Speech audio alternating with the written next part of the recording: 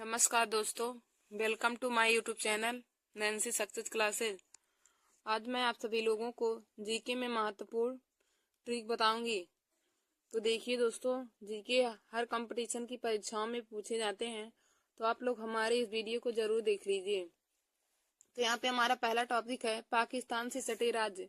हम पाकिस्तान से सटे राज्य को ट्रिक की सहायता से बताएंगे। तो देखिए दोस्तों, पाकिस्तान से सटे राज्य का ट्रिक है पाकिस्तान में पागलों का राज। पाकिस्तान में पागलों का राज। अब देखिए दोस्तों, पाकिस्तान में पागलों के राज्य में पाकिस्तान से हो जाएगा पाकिस्तान देश, फिर हमारा गा से हो जाएगा गुजरात, फिर पागलों में पा से हो जाएगा पाकिस्तान, गा से हो जाएगा गुजरात, और ला से हो जाएगा लद्दाख, और राज्य में रा से हो जाएगा राजस्थान, और जा से हो जाएगा जम्मू कश्मीर। देखिए दोस्तों, पाकिस्तान से सटे राज्य का ट्रिक है कि पाकिस्तान में पागलों का राज। पाकिस्तान में पागलों का राज। अब देखिए दोस्तों, पाकिस्तान से कुछ नहीं होगा, यहाँ पे पागलों में से हो जाएगा पागलों में, पागलों से हो जाएगा पागलों में, पा से हो जाएगा पाकिस्तान, गा से हो जाएगा गुजरात, ला से हो जाएगा लद्दाख, और राज्य में रा से हो जाएगा राजस्थान, और जा से हो जाएगा जम्मू कश्मीर।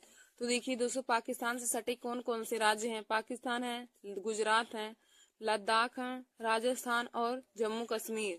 पाकिस्तान से सटे राज्य का ट्रिक है कि पाकिस्तान में पागलों का राज, और उसमें हमारे देश हैं कि राज्य हैं पाकिस्तान, गुजरात, लद्दाख, राजस्थान और जम्मू कश्मीर। देखिए दोस्तों, जब भी आप सबसे पूछा जाए क्वेश्चन में कि पाकिस्तान से सटे राज्य कौन कौन से हैं, तो आप लोग इन्हें ट्रिक की सहायता से जान लेंगे तो याद रहेगा। तो आप लोग इन्हें ट्रिक की सहायता से याद कर लीजिए कि इसका ट्रिक होता है पाकिस्तान में पागलों का राज।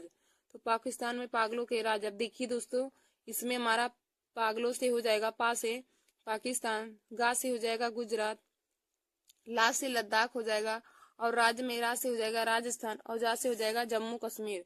तो पाकिस्तान से सटे राज्य हैं पाकिस्तान, गुजरात, लद्दाख, राजस्थान और जम्मू कश्मीर। आगे देखिए दोस्तों, हमारा दूसरा टॉपिक है कि मुगल वंश पर शासन करने वाले सम्राट। मुगल वंश पर शासन करने वाले सम्राट को हम ट्रिक की सहायता से बताएंगे कि मुगल वंश पर शासन करने वाले कौन कौन से सम्राट थे। तो देखिए दोस्तों, इसका ट्रिक हो जाएगा कि भाई जी सब्जी। भाई जी सब्जी मुगल वंश पर शासन करने वाले सम्राट का ट्रिक है भाई जी सब्जी। अब देखिए दोस्तों, भाई में हो जाएगा बी से बाबर, यच से हुमायूं हो जाएगा, और ए से अकबर हो जाएगा, और जी आई से हो जाएगा जहांगीर। जी से हो जाएगा जहांगीर, और फिर सब में यस से हो जाएगा शाहजहां, और ए से हो जाएगा औरंगजेब। देखिए दोस्तों, सब में यस से हो जाएगा शाहजहां, ए से हो जाएगा औरंगजेब, और बी से हो जाएगा बहादुर शाह। बी से हो जाएगा बहादुर शाह, और जे आई से हो जाएगा जहांदार शाह। जे आई से हो जाएगा जहांदार शाह। देखिए दोस्तों, हमने आप लोगों को मुगल वंश पर शासन करने वाले सम्राट का ट्रिक बताया। मुगल वंश पर शासन करने वाले सम्राट। तो देखिए दोस्तों, मुगल वंश पर कौन कौन से सम्राट ने शासन किया था, तो उसको हम ट्रिक की सहायता से बताएंगे। तो दोस्तों, हमारा ट्रिक है कि मुगल वंश पर शासन करने वाले सम्राट का ट्रिक है भाई जी सब्जी। भाई जी सब्जी। अब देखिए दोस्तों, भाई में बी से हो जाएगा बाबर, एच से हो जाएगा हुमायूं, ए से हो जाएगा अकबर, और जी से हो जाएगा जे आई यानी कि जी से हो जाएगा जहांगीर, और देखिए दोस्तों, सब में यस से हो जाएगा शाहजहां, ए से हो जाएगा औरंगजेब, और बी से हो जाएगा हमारा बहादुर शाह। बी से हो जाएगा बहादुर शाह, और जे आई से हो जाएगा जहांदार शाह। जे आई से हो जाएगा जहांदार शाह।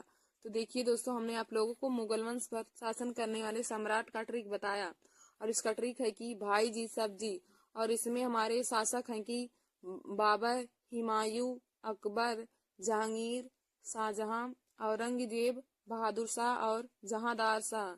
बहादुर शाह और जहांदार शाह, या हमारे सब लोग मुगल वंश पर शासन करने वाले सम्राट हैं। देखिए दोस्तों, हमारा अगला टॉपिक है कि हवा से हल्की गैस। हम हवा से हल्की गैस को ट्रिक की सहायता से जानेंगे। तो देखिए दोस्तों, हवा से हल्की गैस का ट्रिक है कि आज गर्मी नहीं है। हवा से हल्की गैस का ट्रिक है आज गर्मी नहीं है। अब देखिए दोस्तों, आज में आ से हो जाएगा अमोनिया गैस, आ से हो जाएगा अमोनिया गैस, फिर जा से हो जाएगा जलवायु, अब देखिए दोस्तों, गर्मी में गर से है गर्म वायु और मी से है मीथेन गैस। मी से है मीथेन गैस। अब नहीं में ना से है नियान और ही से हो जाएगा हीलियम गैस और है में हा से हो जाएगा हाइड्रोजन गैस। देखिए दोस्तों, हवा से हल्की गैस तो इसका ट्रिक हो जाएगा आज गर्मी नहीं है। हवा से हल्की गैस इसका ट्रिक है आज गर्मी नहीं है। अब देखिए दोस्तों, इसमें आ से हो जाएगा अमोनिया गैस और जा से हो जाएगा जलवायु और गरम में गर से हो जाएगा गरम वायु और मी थे हो जाएगा मी से मीथेन। मीथेन या हम मीथेन गैस कह सकते हैं। अब नहीं में ना से हो जाएगा नियान गैस और ही से हो जाएगा हीलियम गैस और हा से हो जाएगा हाइड्रोजन गैस। तो देखिए दोस्तों, हवा से हल्की गैस का ट्रिक है कि आज गर्मी नहीं है और इसमें हमारे कौन कौन सी गैस है, अमोनिया गैस है, जलवाष्प है, गर्म वायु है, मीथेन गैस है, नियान है, हीलियम गैस है और हाइड्रोजन गैस है। हीलियम और हाइड्रोजन गैस, तो यही हमारे सभी हवा से हल्की गैस हैं। हवा से हल्की गैस। फिर हमारा अगला देखिए दोस्तों है कि महत्वपूर्ण अनुच्छेद। महत्वपूर्ण अनुच्छेद देखिए दोस्तों, हर कंपटीशन की परीक्षा में पूछे जाते हैं। तो हमारा अगला टॉपिक है महत्वपूर्ण अनुच्छेद। तो महत्वपूर्ण अनुच्छेद को ट्रिक की सहायता से ज्ञात करेंगे या फिर ट्रिक की सहायता से उन्हें याद करेंगे। तो देखिए दोस्तों, महत्वपूर्ण अनुच्छेद का ट्रिक है कि प्रधानमंत्री महान कार्य करते हैं सरल। प्रधानमंत्री महान कार्य करते हैं सरल। अब देखिए दोस्तों, प्रधानमंत्री से प्रधानमंत्री हो जाएगा जो हमारे आर्टिकल 75 में है। अब देखिए दोस्तों, ये महत्वपूर्ण अनुच्छेद हमारे 75 से लेकर 81 तक दिए गए हैं। महत्वपूर्ण अनुच्छेद 75 से लेकर 81 तक दिए गए हैं। अब हमारा अनुच्छेद 75 में देखिए प्रधानमंत्री से हो जाएगा प्रधानमंत्री, यानी कि आर्टिकल 75 में प्रधानमंत्री के बारे में बताया गया है।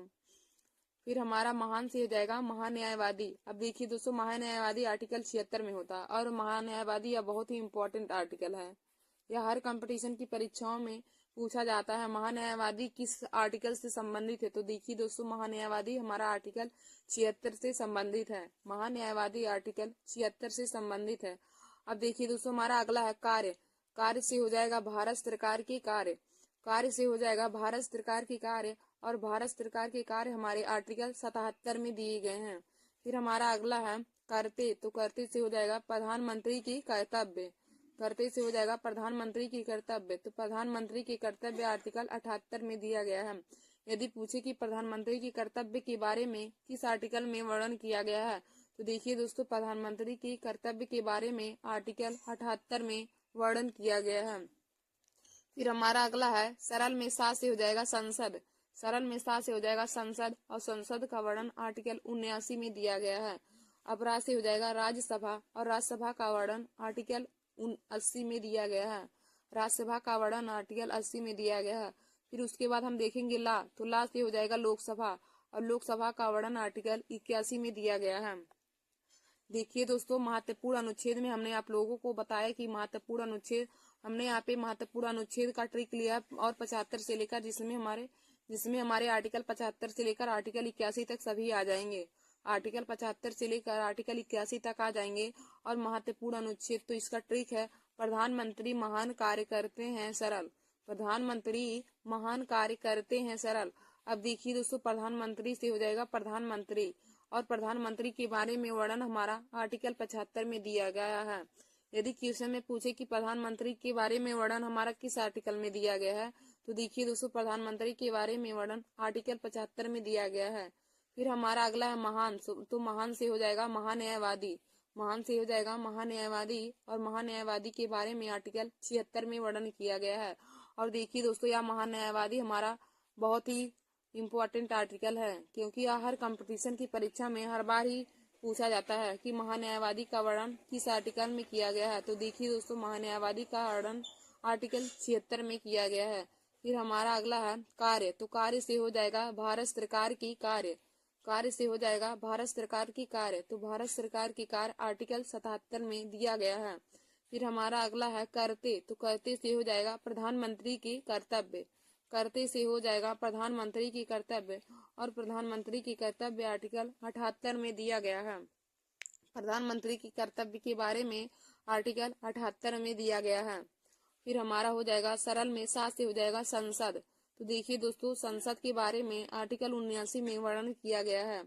फिर हमारा राज्य हो जाएगा राज्यसभा, और राज्यसभा का वर्णन आर्टिकल 80 में किया गया है। राज्यसभा का वर्णन आर्टिकल 80 में किया गया है। फिर हमारा अगला है ला, तो ला से हो जाएगा लोकसभा, और लोकसभा का वर्णन आर्टिकल 81 में किया गया है। तो दोस्तों, आशा करती हूँ कि आप लोगों को महत्वपूर्ण अनुच्छेद समझ में आया होगा, और महत्वपूर्ण अनुच्छेद में हमने आप सभी लोगों को आर्टिकल 75 से लेकर आर्टिकल 81 तक के सभी बातों को बता दिया है कि किस आर्टिकल में किनका वर्णन किया गया है। तो देखिए दोस्तों, हमने महत्वपूर्ण अनुच्छेद में आप लोग को बताया, और इसका ट्रिक है कि प्रधानमंत्री महान कार्य करते हैं सरल। प्रधानमंत्री महान कार्य करते हैं सरल। तो इसमें मैंने आप लोगों को आर्टिकल 75 से लेकर आर्टिकल 81 तक के सभी अनुच्छेद को बता दिया। आगे देखिए दोस्तों, हमारा अगला टॉपिक है कि विश्व के प्रमुख छोटे देश। विश्व के प्रमुख छोटे देश को हम ट्रिक की सहायता से देखेंगे, जानेंगे कि विश्व के प्रमुख देश छोटे देश के ट्रिक क्या है। तो देखिए दोस्तों, विश्व के प्रमुख छोटे देश का ट्रिक है बेवफा सनम। इसका ट्रिक है बेवफा सनम। अब देखिए दोस्तों, बेवफा में बे से हो जाएगा वेटिकन सिटी। तो विश्व में सबसे छोटा देश हमारा वेटिकन सिटी है, तो बेवफा में वे से हो जाएगा वेटिकन सिटी। और फिर फा से हो जाएगा फालैंड, फा से हो जाएगा फालैंड। अब सनम में देखिए सा से हो जाएगा सेनेपोरो, सनम में सा से हो जाएगा सेनेपोरो। फिर ना से हो जाएगा नारू, माँ से हो जाएगा मालदीव, माँ से हो जाएगा मालदीव। तो देखिए दोस्तों, विश्व के प्रमुख छोटे देश, विश्व के प्रमुख छोटे देश हैं, और इसका ट्रिक है कि बेवफा सनम। विश्व के प्रमुख छोटे देश का ट्रिक है बेवफा सनम। अब देखिए दोस्तों, बेवफा में बे से हो जाएगा वेटिकन सिटी, और फा से हो जाएगा फालैंड, फा से हो जाएगा फालैंड। और सनम में सा से हो जाएगा सेनेपोरो, सनम में सा से हो जाएगा सेनेपोरो। और ना से हो जाएगा नारू। और देखिए दोस्तों, माँ से हो जाएगा मालदीव। तो हमने आप लोगों को विश्व के प्रमुख छोटे देशों का ट्रिक बताया, और इसका ट्रिक है बेवफा सनम। और देखिए दोस्तों, विश्व के प्रमुख छोटे देश में हमारा है वेटिकन सिटी, फालैंड, सेनेपोरो, नारू और मालदीव। और देखिए, यदि आप लोगों से क्वेश्चन पूछे कि विश्व का सबसे छोटा देश कौन सा है, तो देखिए दोस्तों, विश्व का सबसे छोटा देश वेटिकन सिटी है। विश्व का सबसे छोटा देश वेटिकन सिटी है।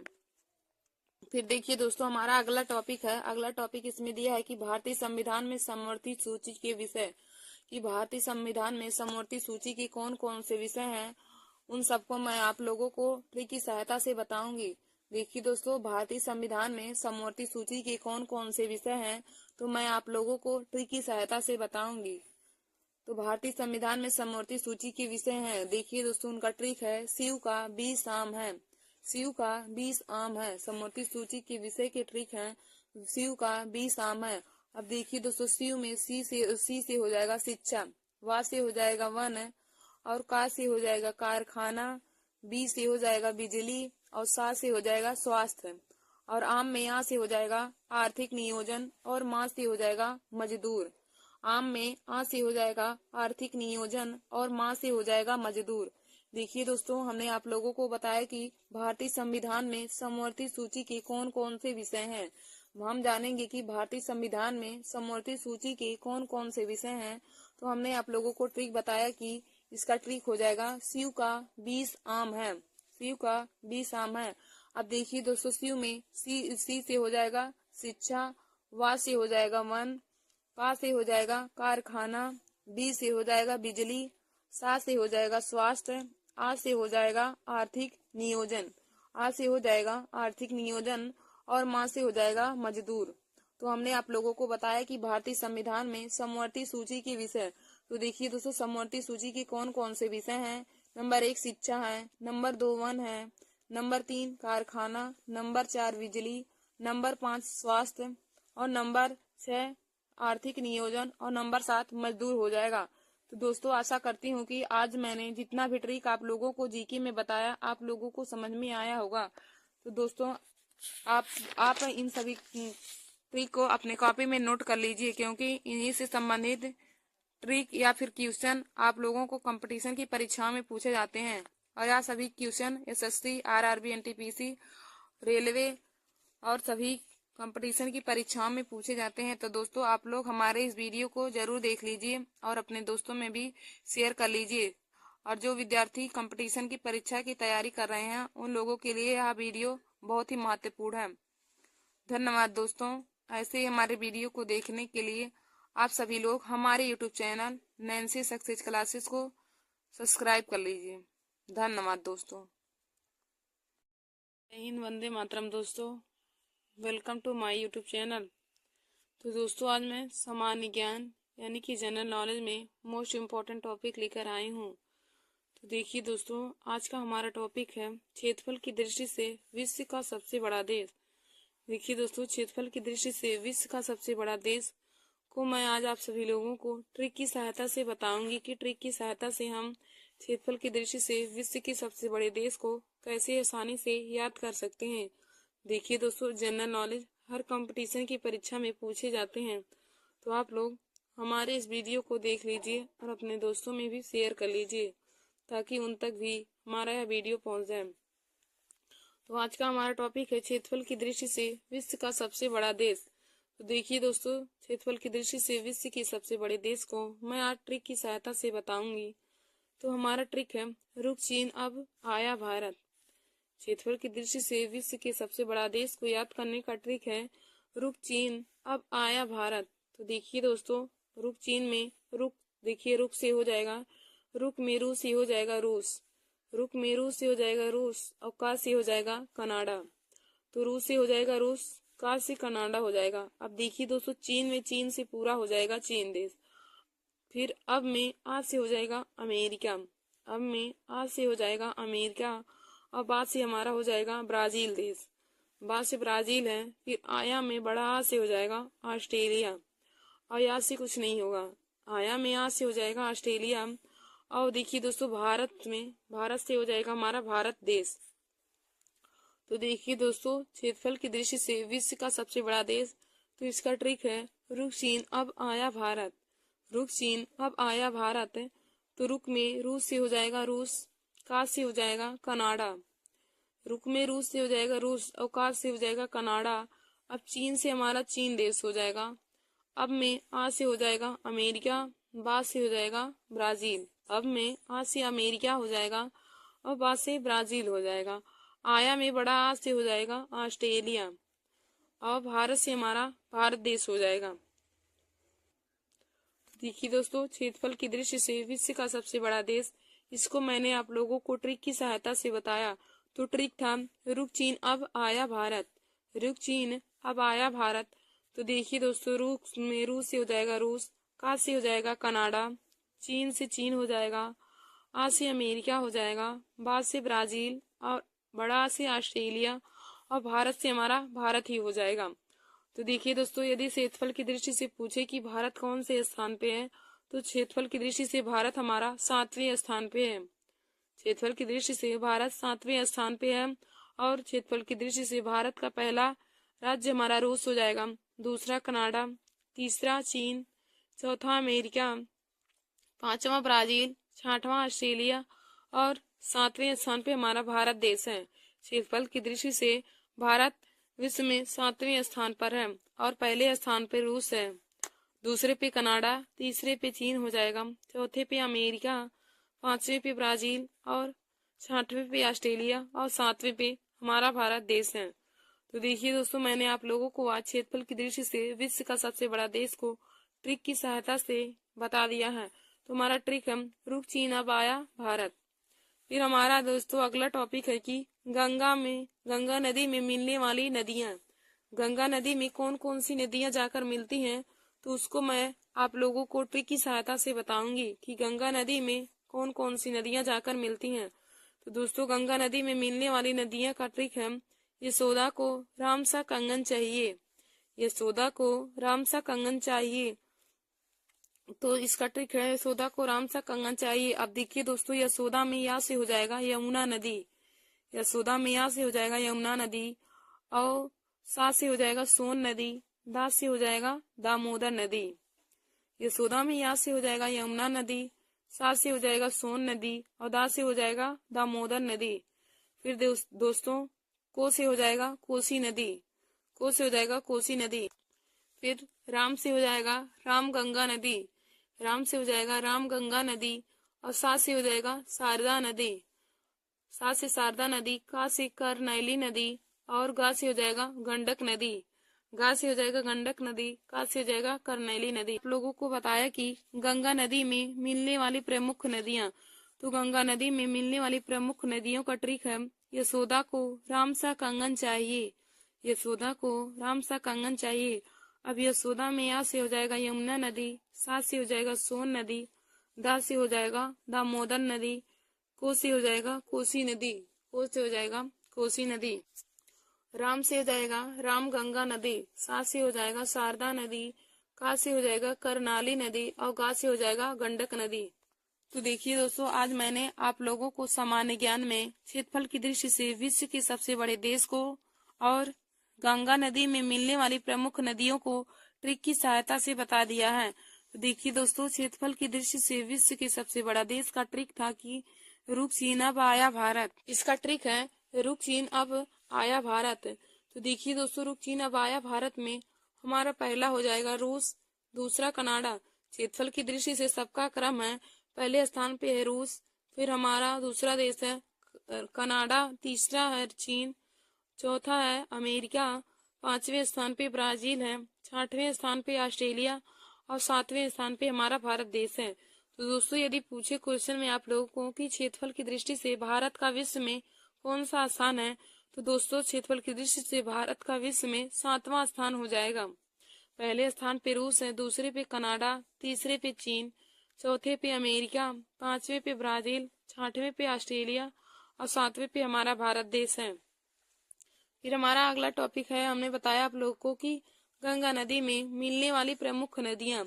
तो गंगा नदी में कौन कौन सी नदियां मिलती हैं उसको मैं ट्रिक की सहायता से आप लोगों को बताऊंगी। तो इसका ट्रिक है यशोदा को राम सा कंगन चाहिए।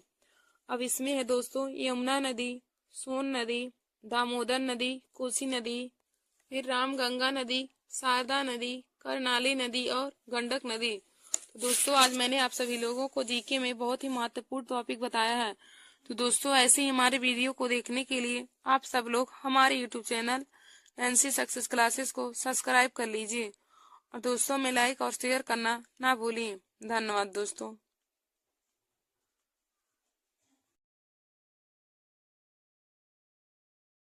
नमस्कार दोस्तों, welcome to my YouTube channel.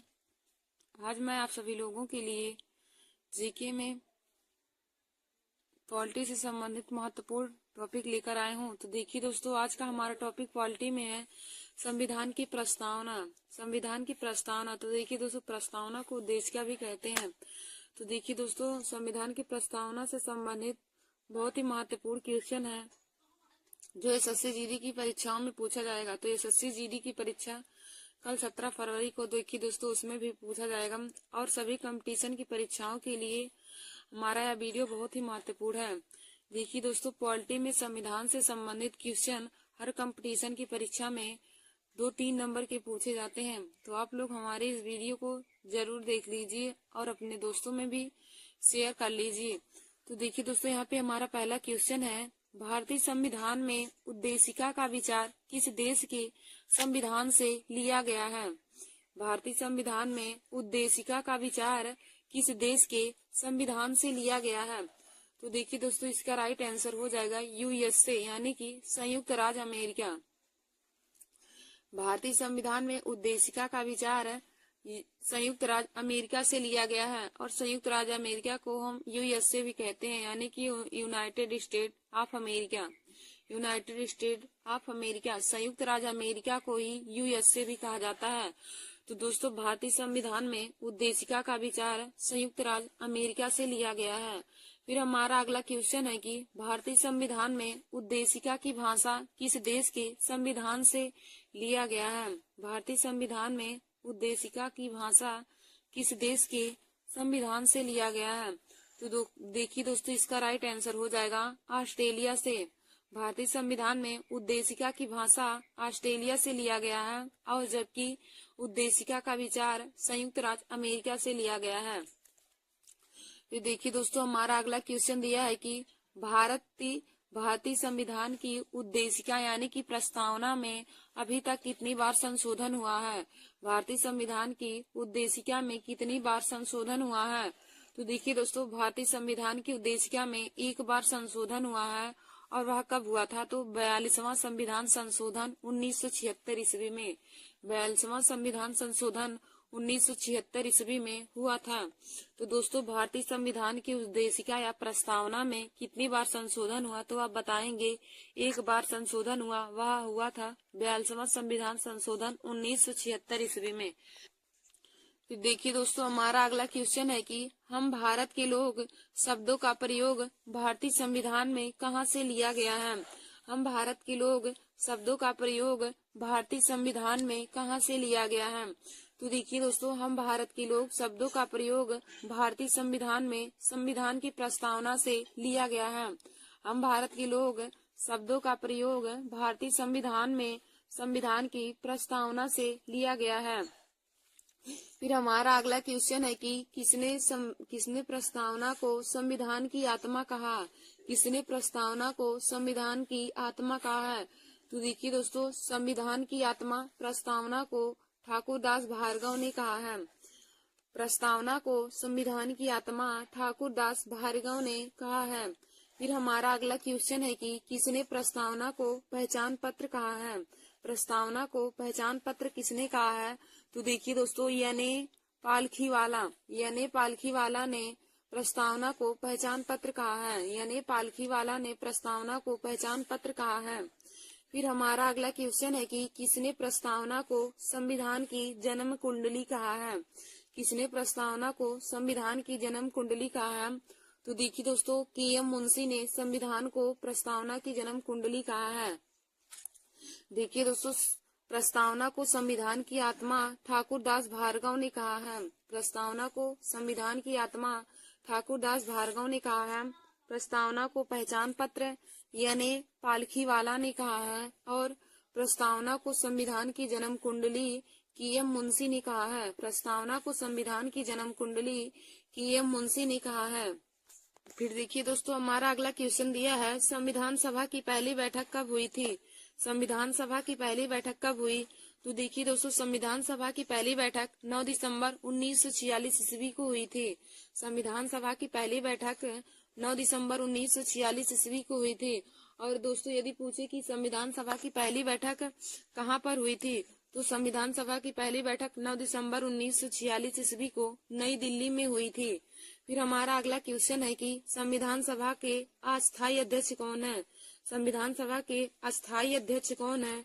तो दोस्तों, संविधान सभा के अस्थायी अध्यक्ष डॉक्टर राजेंद्र प्रसाद जी हैं। संविधान सभा के अस्थायी अध्यक्ष डॉक्टर राजेंद्र प्रसाद जी हैं। फिर हमारा अगला क्वेश्चन है कि संविधान सभा के अस्थायी अध्यक्ष कौन है? संविधान सभा के अस्थायी अध्यक्ष कौन है?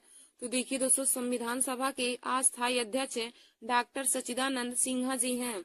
संविधान सभा के अस्थायी अध्यक्ष डॉक्टर सच्चिदानंद सिन्हा जी हैं। फिर हमारा अगला क्वेश्चन है कि भारत का संविधान बनने में कितना समय लगा?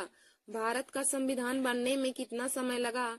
तो देखिए दोस्तों, भारत का संविधान बनने में लगा समय 2 वर्ष 11 माह 18 दिन का समय लगा। भारत का संविधान बनने में 2 वर्ष 11 माह और 18 दिन का समय लगा था। फिर हमारा अगला क्वेश्चन है कि संविधान के अनुच्छेद 1 में भारत को क्या कहा गया है? संविधान के अनुच्छेद 1 में भारत को क्या कहा गया है? तो देखिए दोस्तों, संविधान के अनुच्छेद 1 में भारत को राज्यों का संघ कहा गया है। संविधान के अनुच्छेद 1 में भारत को राज्यों का संघ कहा गया है। फिर हमारा अगला क्वेश्चन है कि स्वतंत्र भारत के पहले कानून मंत्री कौन थे? स्वतंत्र भारत के पहले कानून मंत्री कौन थे?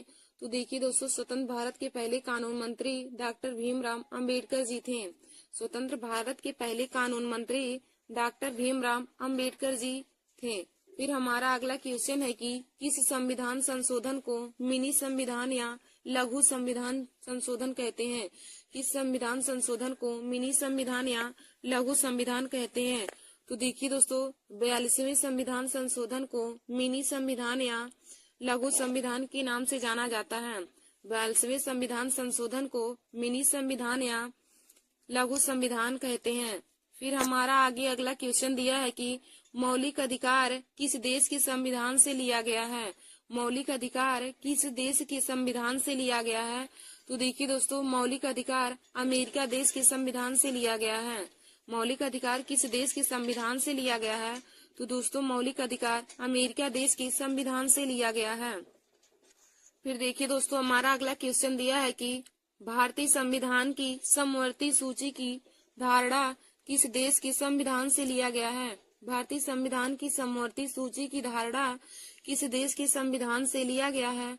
तो दोस्तों भारतीय संविधान की समवर्ती सूची की धारणा ऑस्ट्रेलिया देश के संविधान से लिया गया है।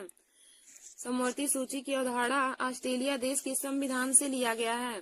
फिर हमारा अगला क्वेश्चन है कि संविधान में संशोधन किस देश के संविधान से लिया गया है? संविधान में संशोधन किस देश के संविधान से लिया गया है? तो देखिए दोस्तों संविधान में संशोधन दक्षिण अफ्रीका से लिया गया है। संविधान में संशोधन दक्षिण अफ्रीका से लिया गया है। फिर हमारा अगला क्वेश्चन दिया है कि मौलिक कर्तव्य किस देश के संविधान से लिया गया है? मौलिक कर्तव्य किस देश के संविधान से लिया गया है? तो दोस्तों मौलिक कर्तव्य रूस के संविधान से लिया गया है। मौलिक कर्तव्य रूस के संविधान से लिया गया है। फिर हमारा अगला क्वेश्चन है कि राज्य के नीति निर्देशक सिद्धांत किस देश के संविधान से लिया गया है? राज्य के नीति निर्देशक सिद्धांत किस देश के संविधान से लिया गया है? तो दोस्तों राज्य के नीति निर्देशक सिद्धांत आयरलैंड के संविधान से लिया गया है। फिर हमारा अगला क्वेश्चन है आगे की भारतीय संविधान में कितनी अनुसूचियां हैं? भारतीय संविधान में कितनी अनुसूचियां हैं? तो देखिए दोस्तों वर्तमान भारतीय संविधान में कुल 12 अनुसूचियां हैं। अब यदि पूछे कि मूल संविधान में कितनी अनुसूचियां थी तो आप बताएंगे मूल संविधान में 8 अनुसूचियां थी, जबकि वर्तमान संविधान में 12 अनुसूचियां हैं। देखिए दोस्तों यदि पूछे कि मूल संविधान में कितनी अनुसूचियां हैं तो आप बताएंगे मूल संविधान में 8 अनुसूचियां थी और वर्तमान संविधान में 12 अनुसूचियां हैं। फिर हमारा अगला क्वेश्चन है कि भारत में एकल नागरिकता की अवधारणा किस देश के संविधान से लिया गया है? भारत में एकल नागरिकता की अवधारणा किस देश के संविधान से लिया गया है? तो देखिए दोस्तों भारत में एकल नागरिकता की अवधारणा इंग्लैंड देश के संविधान से लिया गया है। भारत में एकल नागरिकता की अवधारणा इंग्लैंड देश के संविधान से लिया गया है। फिर हमारा अगला क्वेश्चन है कि भारतीय संविधान में राष्ट्रपति चुनाव की प्रणाली किस देश से ली गई है? भारतीय संविधान में राष्ट्रपति चुनाव की प्रणाली किस देश के संविधान से ली गई है? तो देखिए दोस्तों भारतीय संविधान में राष्ट्रपति चुनाव की प्रणाली आयरलैंड देश के संविधान से लिया गया है।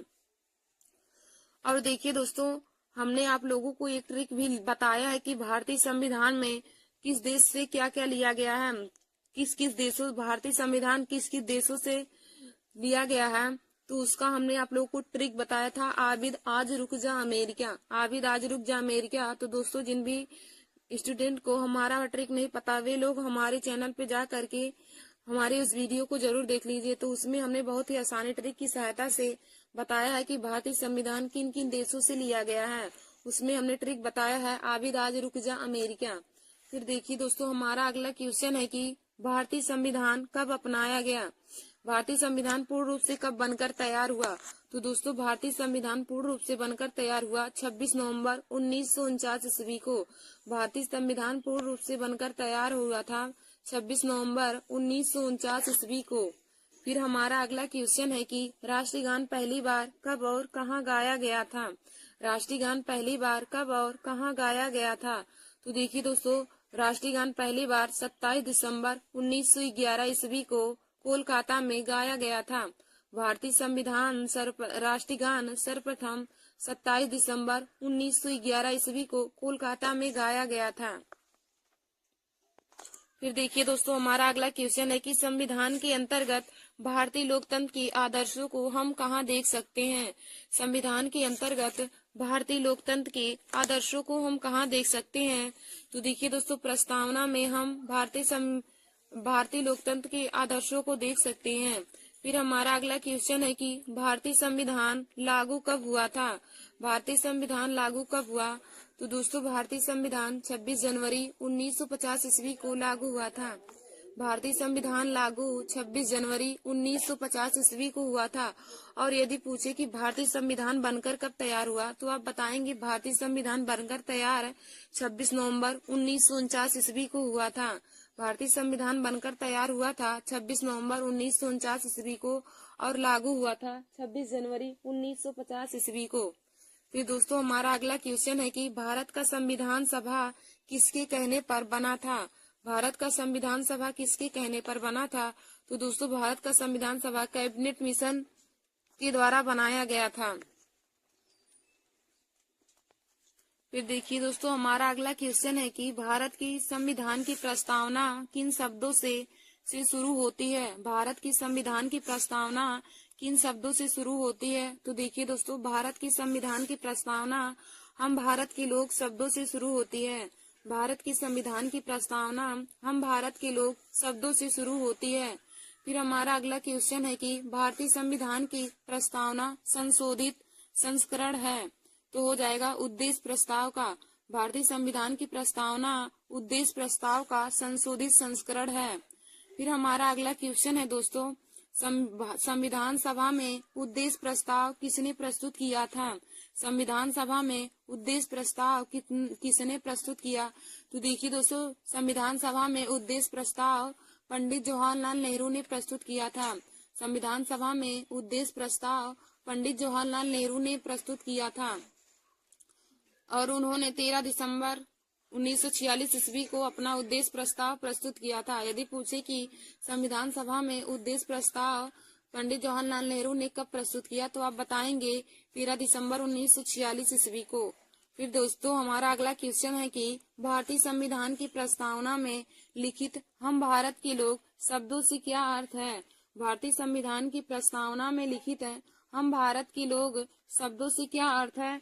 तो देखिए दोस्तों भारतीय संविधान की प्रस्तावना में लिखित है हम भारत के लोग शब्दों से अर्थ है कि संविधान का निर्माण भारत की जनता के द्वारा हुआ है। संविधान का निर्माण भारत की जनता द्वारा हुआ है, यही संविधान में लिखित है हम भारत के लोग शब्दों का अर्थ है। फिर देखिए दोस्तों हमारा अगला क्वेश्चन दिया है कि संविधान की प्रस्तावना के अनुसार भारत किस प्रकार का राष्ट्र है। संविधान की प्रस्तावना के अनुसार भारत किस प्रकार का राष्ट्र है। तो देखिए दोस्तों संविधान की प्रस्तावना के अनुसार भारत एक धर्मनिरपेक्ष राष्ट्र है। संविधान की प्रस्तावना के अनुसार भारत एक धर्मनिरपेक्ष राष्ट्र है। फिर दोस्तों हमारा अगला क्वेश्चन है कि भारत में लौकिक सार्वभौमिकता है क्योंकि संविधान की प्रस्तावना आरंभ होती है। भारत में लौकिक सार्वभौमिकता है क्योंकि भारतीय संविधान की प्रस्तावना आरंभ होती है। तो भारतीय संविधान की प्रस्तावना हम भारत के लोग शब्दों से आरंभ होती है। फिर देखिए दोस्तों हमारा अगला क्वेश्चन है कि कौन संविधान संशोधन लघु संविधान यानी कि मिनी संविधान संशोधन माना जाता है। तो देखिए दोस्तों 42वां संविधान संशोधन 1976 ईस्वी में जो हुआ था वो उसी को लघु संविधान यानी कि मिनी संविधान के नाम से जाना जाता है। तो दोस्तों यह क्वेश्चन कंपटीशन की परीक्षा के लिए बहुत ही महत्वपूर्ण है कि किस संविधान संशोधन को मिनी संविधान के नाम से जाना जाता है। तो आप बताएंगे 42वें संविधान संशोधन 1976 को हम मिनी संविधान के नाम से भी जानते हैं। फिर दोस्तों हमारा अगला क्वेश्चन दिया है कि सभी व्यक्ति पूर्णता और समान रूप से मानव है, यह सिद्धांत किस नाम से जाना जाता है। सभी व्यक्ति पूर्णता और समान रूप से मानव है, यह सिद्धांत किस नाम से जाना जाता है। तो देखिए दोस्तों यह सिद्धांत सार्वभौमिकता के नाम से जाना जाता है। सभी व्यक्ति पूर्णता और समान रूप से मानव है, यह सिद्धांत सार्वभौमिकता के नाम से जाना जाता है। फिर देखिए दोस्तों हमारा अगला क्वेश्चन दिया है कि भारत के संदर्भ में धर्मनिरपेक्ष शब्द का सही भाव क्या है। भारत के संदर्भ में धर्मनिरपेक्ष शब्द का सही भाव क्या है। तो देखिए दोस्तों भारत के संदर्भ में धर्मनिरपेक्ष शब्द का सही भाव है कि भारत में राज्य का कोई धर्म नहीं है। भारत में राज्य का कोई धर्म नहीं है। धर्मनिरपेक्ष शब्द का अर्थ है कि भारत में राज्य का कोई धर्म नहीं है। फिर हमारा अगला क्वेश्चन है कि भारत के संविधान की प्रस्तावना में कितने प्रकार की स्वतंत्रता का उल्लेख है। भारत के संविधान की प्रस्तावना में कितने प्रकार की स्वतंत्रता का उल्लेख है। तो देखिए दोस्तों भारत के संविधान की प्रस्तावना में 5 प्रकार की स्वतंत्रता का उल्लेख है। भारत की संविधान की प्रस्तावना में 5 प्रकार की स्वतंत्रता का उल्लेख है, जिसमें नंबर 1 है विचार की स्वतंत्रता, नंबर 2 है धर्म की स्वतंत्रता, नंबर 3 है विश्वास की स्वतंत्रता, नंबर 4 है अभिव्यक्ति की स्वतंत्रता और नंबर 5 है उपासना की स्वतंत्रता। देखिए दोस्तों, भारत की संविधान की प्रस्तावना में 5 प्रकार की स्वतंत्रता का उल्लेख है। भारत की संविधान की प्रस्तावना में 5 प्रकार की स्वतंत्रता का उल्लेख है, जिनमें हमारा पहला है विचार की स्वतंत्रता, दूसरा है धर्म की स्वतंत्रता, तीसरा है विश्वास की स्वतंत्रता, चौथा है अभिव्यक्ति की स्वतंत्रता और पांचवा है उपासना की स्वतंत्रता। फिर देखिए दोस्तों, हमारा अगला क्वेश्चन है कि भारत की संविधान की प्रस्तावना में वर्णित राष्ट्र की एकता और अखंडता का आधार क्या होना चाहिए। भारत की संविधान की प्रस्तावना में वर्णित राष्ट्र की एकता और अखंडता का आधार क्या होना चाहिए। तो देखिए दोस्तों, इसका आधार बंधुत्व की भावना होनी चाहिए। अखंडता और राष्ट्र की एकता का आधार बंधुत्व की भावना यानी कि भाईचारे की भावना होनी चाहिए। फिर दोस्तों, हमारा अगला क्वेश्चन है कि किस वाद के फैसले में सर्वोच्च न्यायालय ने सर्वप्रथम घोषित किया कि उद्देशिका संविधान का हिस्सा नहीं है। किस वाद के फैसले में सर्वोच्च न्यायालय ने सर्वप्रथम घोषित किया कि उद्देशिका संविधान का हिस्सा नहीं है। तो देखिए दोस्तों, बेरूवादी यूनियनवाद फैसले में सर्वोच्च न्यायालय ने सर्वप्रथम घोषित किया था कि उद्देशिका संविधान का हिस्सा नहीं है। देखिए दोस्तों, बेरूवादी यूनियनवाद जो 1960 ईस्वी में सर्वोच्च न्यायालय ने फैसला लिया था, उसमें उन्होंने घोषणा किया कि उद्देशिका संविधान का हिस्सा नहीं है। फिर दोस्तों, हमारा अगला क्वेश्चन है कि संविधान निर्माताओं ने किस पर विशेष ध्यान दिया था। संविधान निर्माताओं ने किस पर विशेष ध्यान दिया था। तो देखिए दोस्तों, संविधान निर्माताओं ने सबसे ज्यादा ध्यान प्रस्तावना पर दिया था। फिर हमारा अगला क्वेश्चन और आज का लास्ट क्वेश्चन है कि संविधान में हमारे राष्ट्र का उल्लेख किन किन नामों से किया गया है। संविधान में हमारे राष्ट्र का उल्लेख किन किन नामों से किया गया है। तो देखिए दोस्तों, संविधान में हमारे राष्ट्र का उल्लेख भारत और इंडिया के नाम से किया गया है। संविधान में हमारे राष्ट्र का नाम भारत और इंडिया के नाम से किया गया है। धन्यवाद दोस्तों। ऐसे ही हमारे वीडियो को देखने के लिए और जीके और पॉलिटी के और क्वेश्चन को पाने के लिए तथा जीके के सभी ट्रिक को पाने के लिए आप सभी लोग हमारे YouTube channel Nancy success classes को सब्सक्राइब कर लीजिए और अपने दोस्तों में शेयर करना ना भूलिए। देखिए दोस्तों, पॉलिटी की इससे संबंधित क्वेश्चन हर कंपटीशन की परीक्षाओं में पूछे जाते हैं, तो आप लोग हमारे इस वीडियो को जरूर देख लीजिए और सभी क्वेश्चन को अपने कॉपी में जरूर नोट कर लीजिए। देखिए दोस्तों, एसएससी जीडी का पेपर इस समय चल रहा है और कल भी है 17 फरवरी को, तो पॉलिटी से संबंधित क्वेश्चन उसमें पूछे जाएंगे। तो इसमें से जरूर 2-3 क्वेश्चन उसमें पूछे जाएंगे, तो आप लोग हमारे वीडियो को जरूर देख लीजिए। धन्यवाद दोस्तों।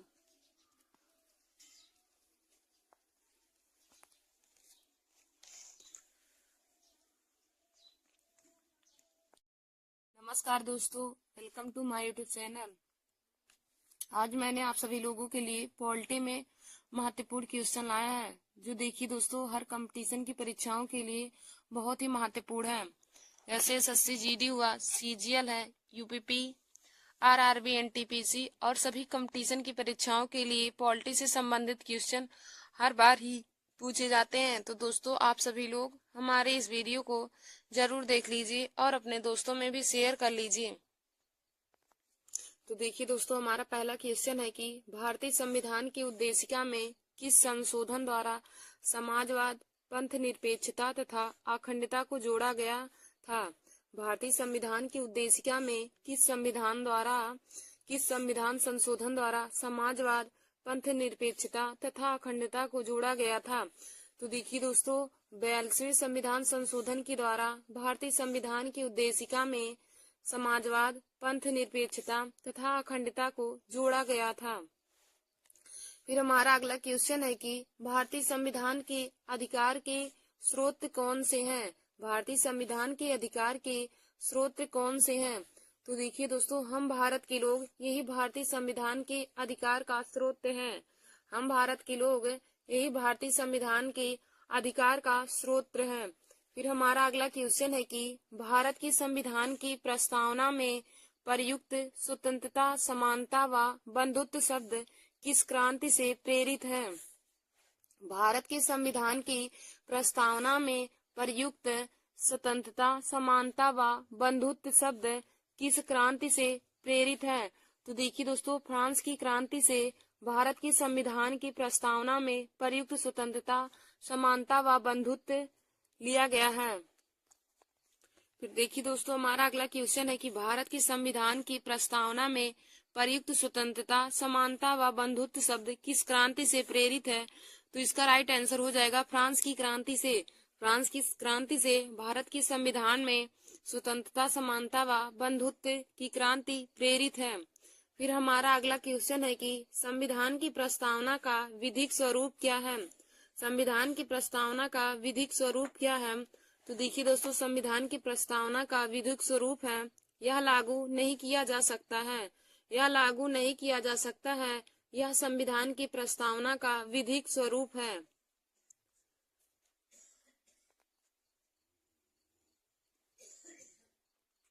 फिर देखिए दोस्तों, हमारा अगला क्वेश्चन है कि भारत के संविधान की प्रस्तावना के शुरुआती शब्द के संविधान से लिए गए हैं। भारत के संविधान की प्रस्तावना के शुरुआती शब्द किस देश के संविधान से लिए गए हैं?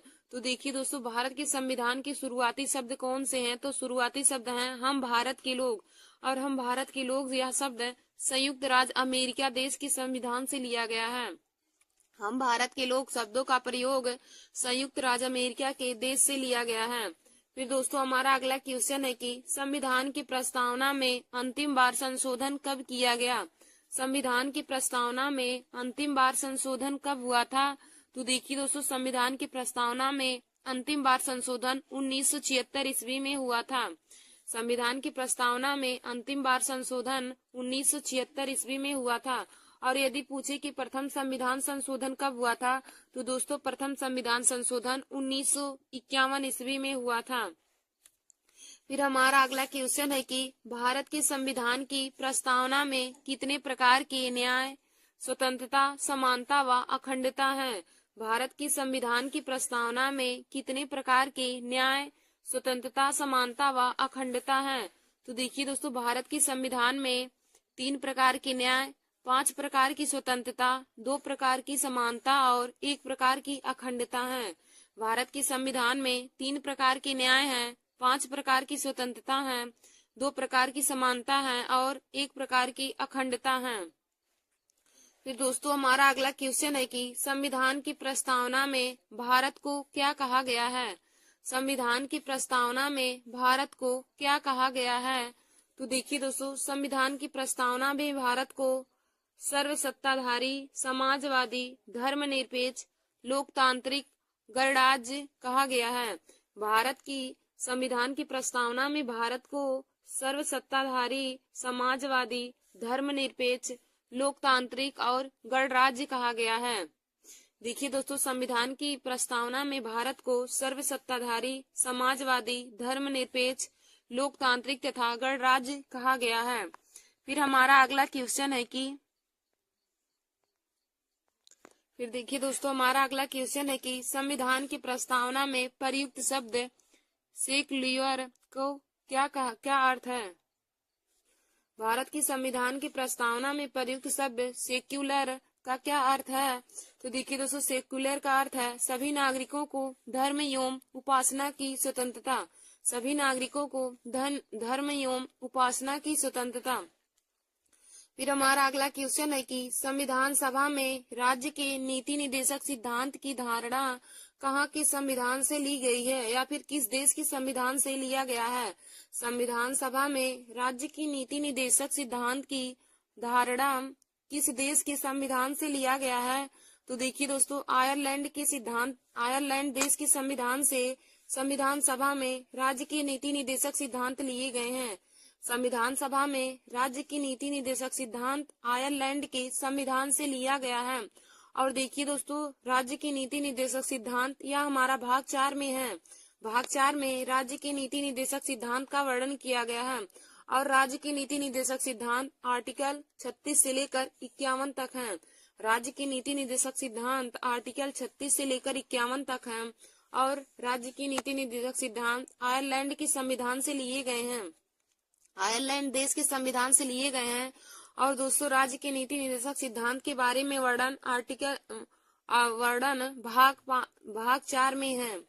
फिर हमारा अगला क्वेश्चन है कि B.R. अम्बेडकर, डॉक्टर भीमराव अम्बेडकर ने संविधान का हृदय और आत्मा किसे कहा है? डॉक्टर भीमराव अम्बेडकर ने संविधान का हृदय और आत्मा किसे कहा है?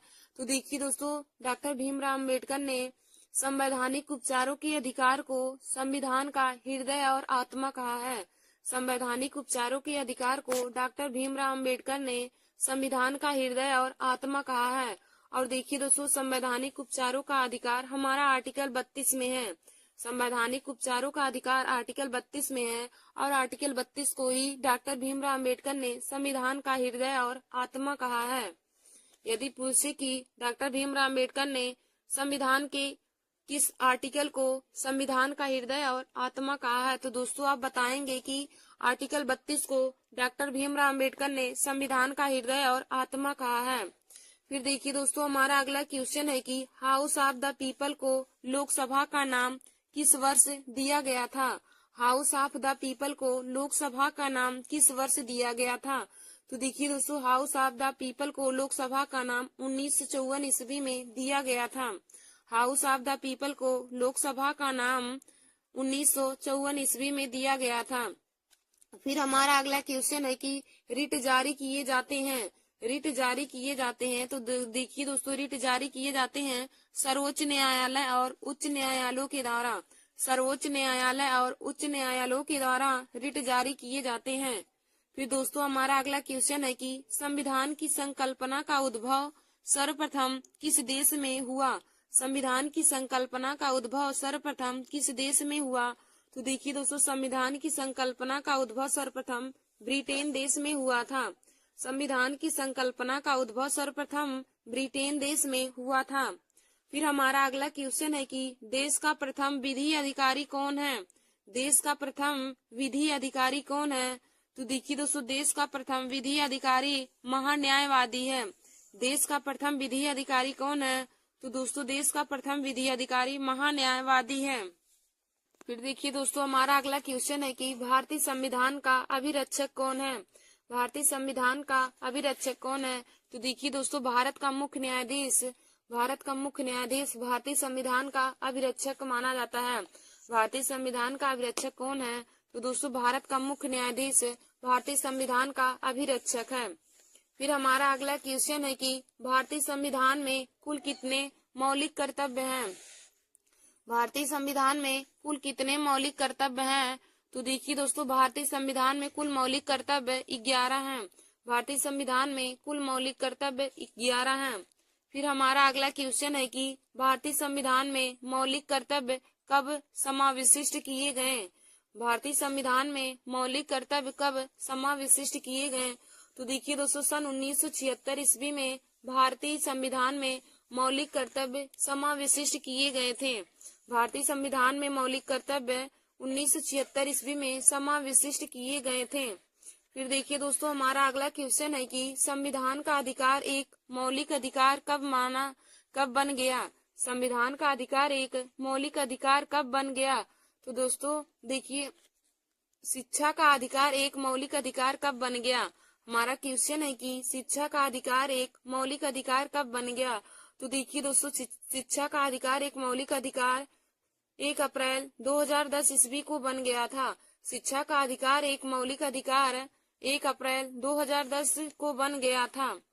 फिर हमारा अगला क्वेश्चन है कि भारत में स्वतंत्रता के बाद कितनी बार राष्ट्रीय आपातकाल लागू हो चुका है? भारत में स्वतंत्रता के बाद कितनी बार राष्ट्रीय आपातकाल लागू हो चुका है? तो देखिए दोस्तों, भारत में स्वतंत्रता के बाद आपातकाल 3 बार लागू हो चुका है। भारत में स्वतंत्रता के बाद राष्ट्रीय आपातकाल 3 बार लागू हो चुका है। फिर हमारा अगला क्वेश्चन है कि वह कौन से उपराष्ट्रपति हैं? वह कौन से उपराष्ट्रपति हैं जिन्होंने राष्ट्रपति का चुनाव लड़ने के लिए अपने पद से त्यागपत्र दे दिया था? वह कौन से उपराष्ट्रपति हैं जिन्होंने राष्ट्रपति का चुनाव लड़ने के लिए अपने पद से त्यागपत्र दे दिया था? तो देखिए दोस्तों, वीवी गिरी थे जिन्होंने जो उपराष्ट्रपति थे वीवी वीवी गिरी उपराष्ट्रपति थे और उन्होंने राष्ट्रपति का चुनाव लड़ने के लिए अपने पद से त्यागपत्र दे दिया था। फिर देखिए दोस्तों, हमारा अगला क्वेश्चन है कि लोकसभा के अध्यक्ष का चुनाव किया जाता है। लोकसभा के अध्यक्ष का चुनाव किया जाता है। तो देखिए दोस्तों, लोकसभा के अध्यक्ष का चुनाव लोकसभा के सदस्यों के द्वारा किया जाता है। लोकसभा के अध्यक्ष का चुनाव लोकसभा के सदस्यों के द्वारा किया जाता है। फिर हमारा अगला क्वेश्चन है कि राज्य पुनर्गठन अधिनियम कब पारित किया गया। राज्य पुनर्गठन अधिनियम कब पारित हुआ। तो देखिए दोस्तों, राज्य पुनर्गठन अधिनियम 31 अगस्त 1956 ईस्वी को पारित हुआ था। राज्य पुनर्गठन अधिनियम 31 अगस्त 1931 ईस्वी में 1956 ईस्वी में पारित हुआ था। फिर हमारा अगला क्वेश्चन है कि संसद की संयुक्त बैठक की अध्यक्षता कौन करता है। संसद की संयुक्त बैठक की अध्यक्षता कौन करता है। तो देखिए दोस्तों, संसद की संयुक्त बैठक की अध्यक्षता लोकसभा अध्यक्ष करते हैं। संसद की संयुक्त बैठक की अध्यक्षता लोकसभा अध्यक्ष करते हैं। फिर हमारा अगला क्वेश्चन है कि स्वतंत्रता के बाद संविधान सभा का प्रथम अध्यक्ष कौन है। स्वतंत्रता के बाद संविधान सभा का प्रथम अध्यक्ष कौन है। तो दोस्तों, स्वतंत्रता के बाद संविधान सभा का प्रथम अध्यक्ष डॉक्टर राजेंद्र प्रसाद जी हैं। स्वतंत्रता के बाद संविधान सभा के प्रथम अध्यक्ष डॉक्टर राजेंद्र प्रसाद जी हैं। फिर देखिए दोस्तों, हमारा अगला क्वेश्चन है कि हम भारत के लोग शब्दों का प्रयोग भारतीय संविधान में कहां से लिया गया है। हम भारत के लोग शब्दों का प्रयोग भारतीय संविधान में कहां से लिया गया है। तो देखिए दोस्तों, संविधान की प्रस्तावना से हम भारत के लोग शब्दों का प्रयोग भारतीय संविधान में किया गया है। संविधान की प्रस्तावना से हम भारत के लोग शब्दों का प्रयोग किया गया है। फिर देखिए दोस्तों, हमारा अगला क्वेश्चन है कि किसने प्रस्तावना को संविधान की आत्मा कहा है। किसने प्रस्तावना को संविधान की आत्मा कहा है। तो देखिए दोस्तों, ठाकुर दास भार्गव ने प्रस्तावना को संविधान की आत्मा कहा है। प्रस्तावना को संविधान की आत्मा ठाकुर दास भार्गव ने कहा है। फिर हमारा अगला क्वेश्चन है कि किसने प्रस्तावना को पहचान पत्र कहा है। किसने प्रस्तावना को पहचान पत्र कहा है। तो दोस्तों, प्रस्तावना को पहचान पत्र यानी पालखीवाला ने कहा है। प्रस्तावना को पहचान पत्र यानी पालखीवाला ने कहा है। फिर हमारा अगला क्वेश्चन है कि किसने प्रस्तावना को संविधान की जन्म कुंडली कहा है। किसने प्रस्तावना को संविधान की जन्म कुंडली कहा है।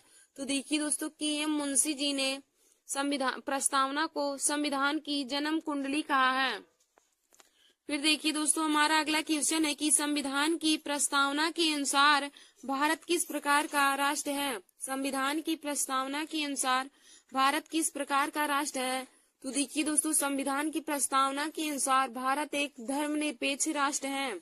संविधान की प्रस्तावना के अनुसार भारत एक धर्मनिरपेक्ष राष्ट्र है। फिर हमारा अगला क्वेश्चन है कि भारतीय संविधान में उद्देशिका का विचार किस देश के संविधान से लिया गया है। भारतीय संविधान में उद्देशिका का विचार किस देश के संविधान से लिया गया है। तो देखिए दोस्तों, भारतीय संविधान में उद्देशिका का विचार संयुक्त राज्य अमेरिका यानी कि यूएसए से लिया गया है। भारतीय संविधान में उद्देशिका का विचार संयुक्त राज्य अमेरिका यानी कि यूएसए से लिया गया है। फिर हमारा अगला क्वेश्चन है कि भारतीय संविधान में उद्देशिका की भाषा किस देश के संविधान से लिया गया है। भारतीय संविधान में उद्देशिका की भाषा किस देश के संविधान से लिया गया है। तो देखिए दोस्तों, भारतीय संविधान में उद्देशिका की भाषा ऑस्ट्रेलिया देश के संविधान से लिया गया है। भारतीय संविधान में उद्देशिका की भाषा ऑस्ट्रेलिया देश के संविधान से लिया गया है। फिर हमारा अगला क्वेश्चन है कि भारतीय संविधान की उद्देशिका यानी कि प्रस्तावना में कितनी बार संशोधन हुआ था। भारतीय संविधान की उद्देशिका यानी कि प्रस्तावना में कितनी बार संशोधन हुआ था। तो दोस्तों, भारतीय संविधान की प्रस्तावना में एक बार संशोधन हुआ था और वह कब हुआ। 42वां संविधान संशोधन 1976 के द्वारा। 42वां संविधान संशोधन 1976 के द्वारा संविधान की उद्देशिका में संशोधन हुआ था। धन्यवाद दोस्तों। ऐसे ही हमारे वीडियो को देखने के लिए और जीके और पॉलिटी के और सभी इम्पोर्टेंट क्वेश्चन को पाने के लिए आप सभी लोग हमारे YouTube channel Nancy success classes को सब्सक्राइब कर लीजिए और अपने दोस्तों में शेयर करना ना भूलिए। देखिए दोस्तों, आज का जो हमारा यह वीडियो पॉलिटी का है, यह हर कंपटीशन की परीक्षा के लिए बहुत ही महत्वपूर्ण है। जैसे एसएससी जीडी का पेपर हो रहा, उसमें भी पॉलिटी से संबंधित हर क्वेश्चन पूछे जाते हैं। और दोस्तों, जीडी हुआ, सीजीएल हुआ, यूपीपी है, आरआरबी, एनटीपीसी है, ग्रुप डी, सभी कंपटीशन की परीक्षाओं के लिए बहुत ही महत्वपूर्ण है। तो आप लोग हमारे इस वीडियो को जरूर देख लीजिएगा। धन्यवाद दोस्तों।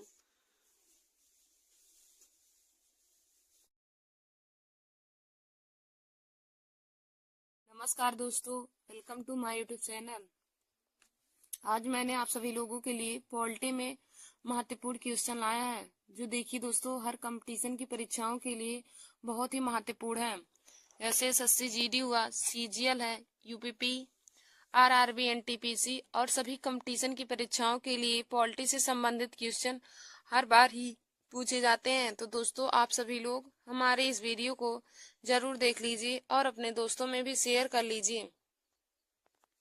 तो देखिए दोस्तों, हमारा पहला क्वेश्चन है कि भारतीय संविधान की उद्देशिका में किस संशोधन द्वारा समाजवाद, पंथ निरपेक्षता तथा अखंडता को जोड़ा गया था। भारतीय संविधान की उद्देशिका में किस संविधान संशोधन द्वारा समाजवाद, पंथ निरपेक्षता तथा अखंडता को जोड़ा गया था। तो देखिए दोस्तों, 42वें संविधान संशोधन के द्वारा भारतीय संविधान की उद्देशिका में समाजवाद, पंथ निरपेक्षता तथा अखंडता को जोड़ा गया था। फिर हमारा अगला क्वेश्चन है कि भारतीय संविधान के अधिकार के स्रोत कौन से हैं। भारतीय संविधान के अधिकार के स्रोत कौन से हैं। तो देखिए दोस्तों, हम भारत के लोग यही भारतीय संविधान के अधिकार का स्रोत हैं। हम भारत के लोग यही भारतीय संविधान के अधिकार का स्रोत हैं। फिर हमारा अगला क्वेश्चन है कि भारत की संविधान की प्रस्तावना में प्रयुक्त स्वतंत्रता, समानता व बंधुत्व शब्द किस क्रांति से प्रेरित हैं। भारत के संविधान की प्रस्तावना में प्रयुक्त स्वतंत्रता, समानता व बंधुत्व शब्द किस क्रांति से प्रेरित है। तो देखिए दोस्तों, फ्रांस की क्रांति से भारत की संविधान की प्रस्तावना में प्रयुक्त स्वतंत्रता, समानता व बंधुत्व लिया गया है। फिर देखिए दोस्तों, हमारा अगला क्वेश्चन है कि भारत के संविधान की प्रस्तावना में प्रयुक्त स्वतंत्रता, समानता व बंधुत्व शब्द किस क्रांति से प्रेरित है। तो इसका राइट आंसर हो जाएगा फ्रांस की क्रांति से। फ्रांस की क्रांति से भारत के संविधान में स्वतंत्रता, समानता व बंधुत्व की क्रांति प्रेरित है। फिर हमारा अगला क्वेश्चन है कि संविधान की प्रस्तावना का विधिक स्वरूप क्या है। संविधान की प्रस्तावना का विधिक स्वरूप क्या है। तो देखिए दोस्तों, संविधान की प्रस्तावना का विधिक स्वरूप है, यह लागू नहीं किया जा सकता है। यह लागू नहीं किया जा सकता है, यह संविधान की प्रस्तावना का विधिक स्वरूप है।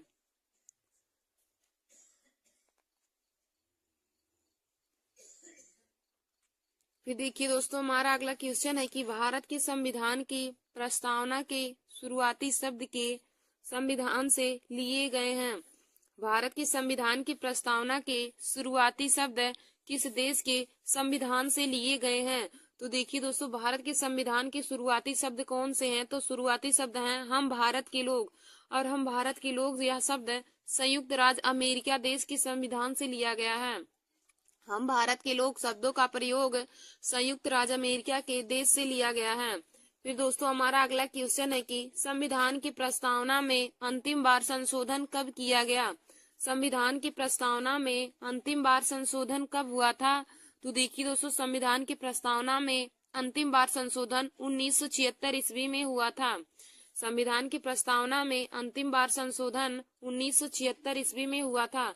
और यदि पूछे कि प्रथम संविधान संशोधन कब हुआ था, तो दोस्तों प्रथम संविधान संशोधन 1951 ईस्वी में हुआ था। फिर हमारा अगला क्वेश्चन है कि भारत के संविधान की प्रस्तावना में कितने प्रकार के न्याय, स्वतंत्रता, समानता व अखंडता है। भारत की संविधान की प्रस्तावना में कितने प्रकार के न्याय, स्वतंत्रता, समानता व अखंडता है। तो देखिए दोस्तों, भारत के संविधान में 3 प्रकार के न्याय, 5 प्रकार की स्वतंत्रता, 2 प्रकार की समानता और 1 प्रकार की अखंडता है। भारत के संविधान में 3 प्रकार के न्याय हैं, 5 प्रकार की स्वतंत्रता है, 2 प्रकार की समानता है और 1 प्रकार की अखंडता है।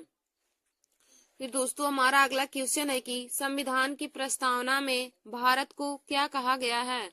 संविधान की प्रस्तावना में भारत को क्या कहा गया है। तो देखिए दोस्तों, संविधान की प्रस्तावना में भारत को सर्वसत्ताधारी, समाजवादी, धर्मनिरपेक्ष, लोकतांत्रिक, गणराज्य कहा गया है। भारत की संविधान की प्रस्तावना में भारत को सर्वसत्ताधारी, समाजवादी, धर्मनिरपेक्ष, लोकतांत्रिक और गणराज्य कहा गया है। देखिए दोस्तों, संविधान की प्रस्तावना में भारत को सर्वसत्ताधारी, समाजवादी, धर्मनिरपेक्ष, लोकतांत्रिक तथा गणराज्य कहा गया है। फिर हमारा अगला क्वेश्चन है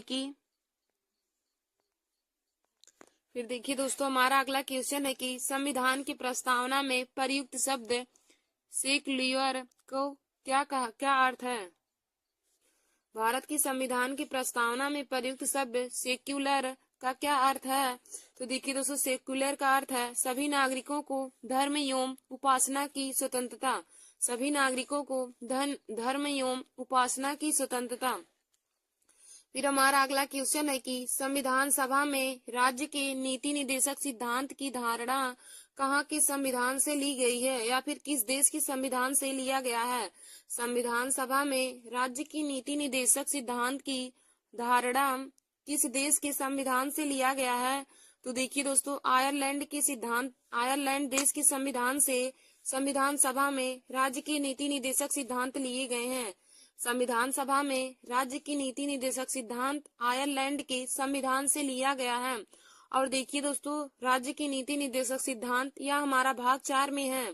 भाग 4 में राज्य के नीति निदेशक सिद्धांत का वर्णन किया गया है और राज्य की नीति निदेशक सिद्धांत आर्टिकल 36 से लेकर 51 तक है। राज्य की नीति निदेशक सिद्धांत आर्टिकल 36 से लेकर 51 तक है और राज्य की नीति निदेशक सिद्धांत आयरलैंड के संविधान से लिए गए हैं। आयरलैंड देश के संविधान से लिए गए हैं।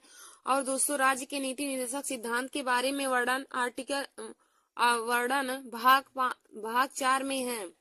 फिर हमारा अगला क्वेश्चन है कि डॉक्टर भीमराव अम्बेडकर ने संविधान का हृदय और आत्मा किसे कहा है। डॉक्टर भीमराव अम्बेडकर ने संविधान का हृदय और आत्मा किसे कहा है।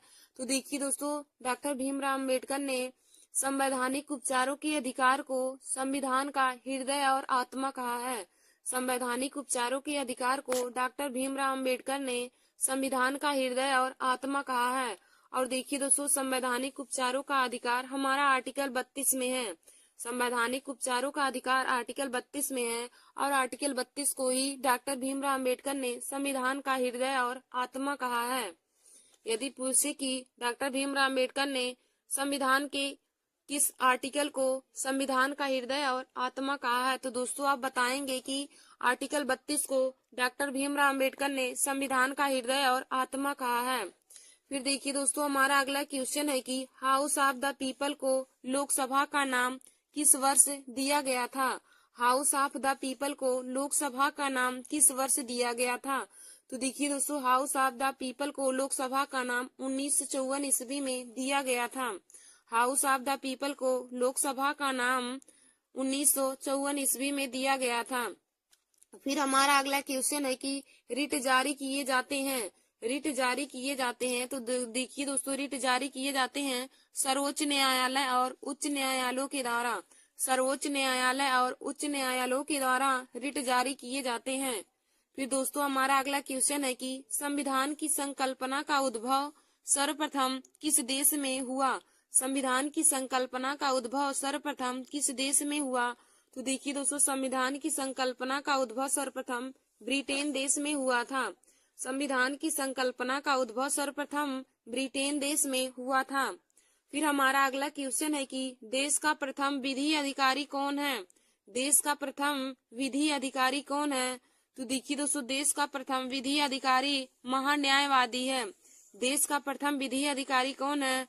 तो दोस्तों, देश का प्रथम विधि अधिकारी महान्यायवादी है। फिर देखिए दोस्तों, हमारा अगला क्वेश्चन है कि भारतीय संविधान का अभिरक्षक कौन है। भारतीय संविधान का अभिरक्षक कौन है? तो देखिए दोस्तों, भारत का मुख्य न्यायाधीश भारतीय संविधान का अभिरक्षक माना जाता है। भारतीय संविधान का अभिरक्षक कौन है? तो दोस्तों, भारत का मुख्य न्यायाधीश भारतीय संविधान का अभिरक्षक है। फिर हमारा अगला क्वेश्चन है कि भारतीय संविधान में कुल कितने मौलिक कर्तव्य हैं? भारतीय संविधान में कुल कितने मौलिक कर्तव्य हैं? तो देखिए दोस्तों, भारतीय संविधान में कुल मौलिक कर्तव्य 11 हैं।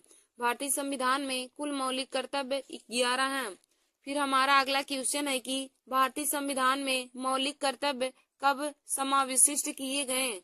भारतीय संविधान में मौलिक कर्तव्य कब समाविष्ट किए गए? तो देखिए दोस्तों, सन 1976 ईस्वी में भारतीय संविधान में मौलिक कर्तव्य समाविष्ट किए गए थे। भारतीय संविधान में मौलिक कर्तव्य 1976 ईस्वी में समाविष्ट किए गए थे। फिर देखिए दोस्तों, हमारा अगला क्वेश्चन है कि संविधान का अधिकार एक मौलिक अधिकार कब बन गया? संविधान का अधिकार एक मौलिक अधिकार कब बन गया? तो दोस्तों देखिए, शिक्षा का अधिकार एक मौलिक अधिकार कब बन गया? हमारा क्वेश्चन है कि शिक्षा का अधिकार एक मौलिक अधिकार कब बन गया? तो देखिए दोस्तों, शिक्षा का अधिकार एक मौलिक अधिकार 1 अप्रैल 2010 ईस्वी को बन गया था। शिक्षा का अधिकार एक मौलिक अधिकार 1 अप्रैल 2010 को बन गया था। फिर हमारा अगला क्वेश्चन है कि भारत में स्वतंत्रता के बाद कितनी बार राष्ट्रीय आपातकाल लागू हो चुका है? भारत में स्वतंत्रता के बाद कितनी बार राष्ट्रीय आपातकाल लागू हो चुका है? तो देखिए दोस्तों, भारत में स्वतंत्रता के बाद आपातकाल 3 बार लागू हो चुका है। भारत में स्वतंत्रता के बाद राष्ट्रीय आपातकाल 3 बार लागू हो चुका है। फिर हमारा अगला क्वेश्चन है कि वह कौन से उपराष्ट्रपति हैं? वह कौन से उपराष्ट्रपति हैं जिन्होंने राष्ट्रपति का चुनाव लड़ने के लिए अपने पद से त्यागपत्र दे दिया था? वह कौन से उपराष्ट्रपति हैं जिन्होंने राष्ट्रपति का चुनाव लड़ने के लिए अपने पद से त्यागपत्र दे दिया था? तो देखिए दोस्तों, वीवी गिरी थे जिन्होंने जो उपराष्ट्रपति थे, वीवी गिरी उपराष्ट्रपति थे और उन्होंने राष्ट्रपति का चुनाव लड़ने के लिए अपने पद से त्यागपत्र दे दिया था। फिर देखिए दोस्तों, हमारा अगला क्वेश्चन है कि लोकसभा के अध्यक्ष का चुनाव किया जाता है। लोकसभा के अध्यक्ष का चुनाव किया जाता है। तो देखिए दोस्तों, लोकसभा के अध्यक्ष का चुनाव लोकसभा के सदस्यों के द्वारा किया जाता है। लोकसभा के अध्यक्ष का चुनाव लोकसभा के सदस्यों के द्वारा किया जाता है। फिर हमारा अगला क्वेश्चन है कि राज्य पुनर्गठन अधिनियम कब पारित किया गया? राज्य पुनर्गठन अधिनियम कब पारित हुआ? तो देखिए दोस्तों, राज्य पुनर्गठन अधिनियम 31 अगस्त 1956 ईस्वी को पारित हुआ था। राज्य पुनर्गठन अधिनियम 31 अगस्त 1956 ईस्वी में पारित हुआ था। फिर हमारा अगला क्वेश्चन है कि संसद की संयुक्त बैठक की अध्यक्षता कौन करता है? संसद की संयुक्त बैठक की अध्यक्षता कौन करता है? तो देखिए दोस्तों, संसद की संयुक्त बैठक की अध्यक्षता लोकसभा अध्यक्ष करते हैं। संसद की संयुक्त बैठक की अध्यक्षता लोकसभा अध्यक्ष करते हैं। फिर हमारा अगला क्वेश्चन है कि स्वतंत्रता के बाद संविधान सभा का प्रथम अध्यक्ष कौन है? स्वतंत्रता के बाद संविधान सभा का प्रथम अध्यक्ष कौन है? तो दोस्तों, स्वतंत्रता के बाद संविधान सभा का प्रथम अध्यक्ष डॉक्टर राजेंद्र प्रसाद जी हैं। स्वतंत्रता के बाद संविधान सभा के प्रथम अध्यक्ष डॉक्टर राजेंद्र प्रसाद जी हैं। फिर देखिए दोस्तों, हमारा अगला क्वेश्चन है कि हम भारत के लोग शब्दों का प्रयोग भारतीय संविधान में कहां से लिया गया है? हम भारत के लोग शब्दों का प्रयोग भारतीय संविधान में कहां से लिया गया है? तो देखिए दोस्तों, संविधान की प्रस्तावना से हम भारत के लोग शब्दों का प्रयोग भारतीय संविधान में किया गया है। संविधान की प्रस्तावना से हम भारत के लोग शब्दों का प्रयोग किया गया है। फिर देखिए दोस्तों, हमारा अगला क्वेश्चन है कि किसने प्रस्तावना को संविधान की आत्मा कहा है? किसने प्रस्तावना को संविधान की आत्मा कहा है? तो देखिए दोस्तों, ठाकुर दास भार्गव ने प्रस्तावना को संविधान की आत्मा कहा है।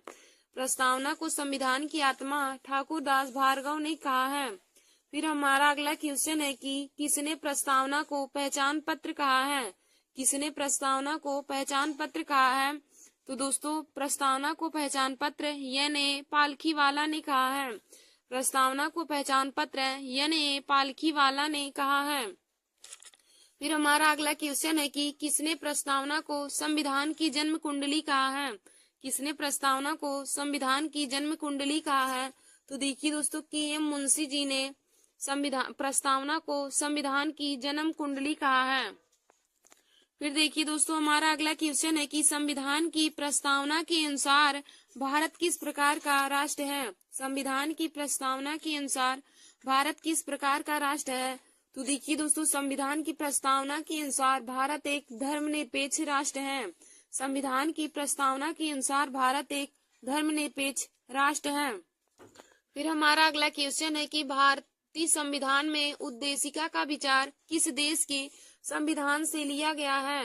भारतीय संविधान में उद्देशिका का विचार किस देश के संविधान से लिया गया है। तो देखिए दोस्तों भारतीय संविधान में उद्देशिका का विचार संयुक्त राज्य अमेरिका यानी कि यूएसए से लिया गया है। भारतीय संविधान में उद्देशिका का विचार संयुक्त राज्य अमेरिका यानी कि यूएसए से लिया गया है। फिर हमारा अगला क्वेश्चन है कि भारतीय संविधान में उद्देशिका का ही भाषा भारतीय संविधान में उद्देशिका की भाषा किस देश के संविधान से लिया गया है। भारतीय संविधान में उद्देशिका की भाषा किस देश के संविधान से लिया गया है।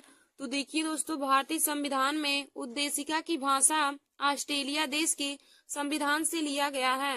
भारतीय संविधान में उद्देशिका की भाषा ऑस्ट्रेलिया देश के संविधान से लिया गया है।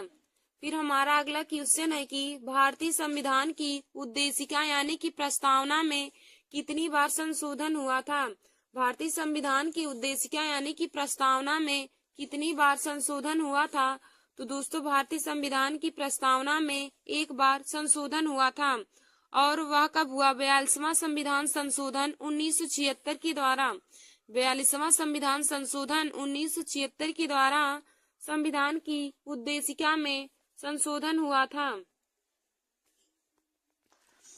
धन्यवाद दोस्तों। ऐसे हमारे वीडियो को देखने के लिए और जीके और पॉलिटी के और सभी इम्पोर्टेंट क्वेश्चन को पाने के लिए आप सभी लोग हमारे YouTube channel Nancy success classes को सब्सक्राइब कर लीजिए और अपने दोस्तों में शेयर करना ना भूलिए।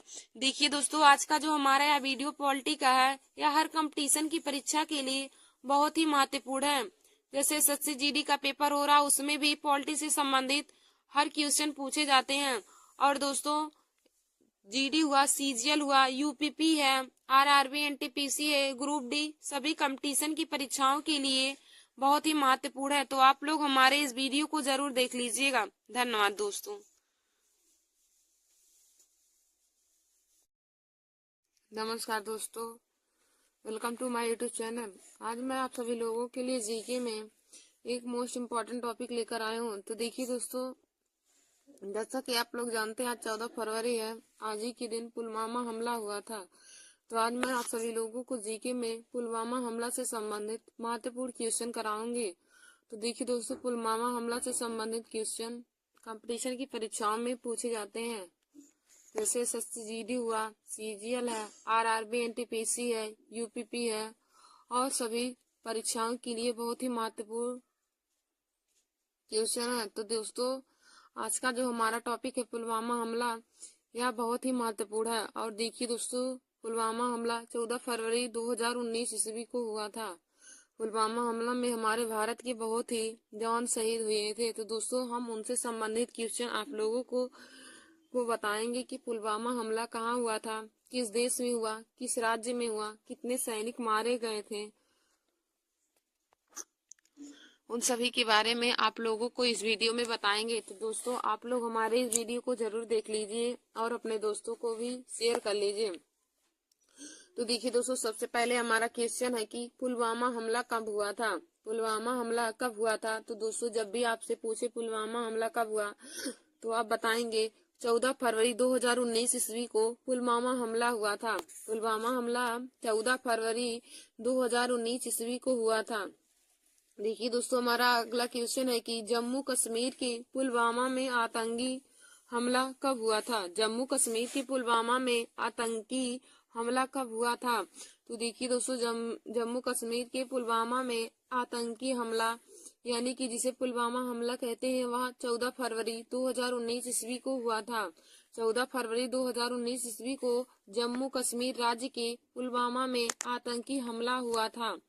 और दोस्तों, यहाँ 14 फरवरी 2019 ईस्वी को हुआ था। जब भी आप लोगों से पूछे कि पुलवामा हमला कब हुआ था, तो आप बताएंगे 14 फरवरी 2019 ईस्वी को पुलवामा हमला हुआ था। और दोस्तों, यदि पूछे कि पुलवामा हमला भारत के किस राज्य में हुआ था, तो आप बताएंगे भारत के जम्मू कश्मीर राज्य में पुलवामा हमला हुआ था। और पुलवामा हमला 14 फरवरी 2019 ईस्वी को हुआ था। फिर देखिए दोस्तों, हमारा अगला क्वेश्चन है कि पुलवामा हमले में भारत के कितने जवान शहीद हुए थे?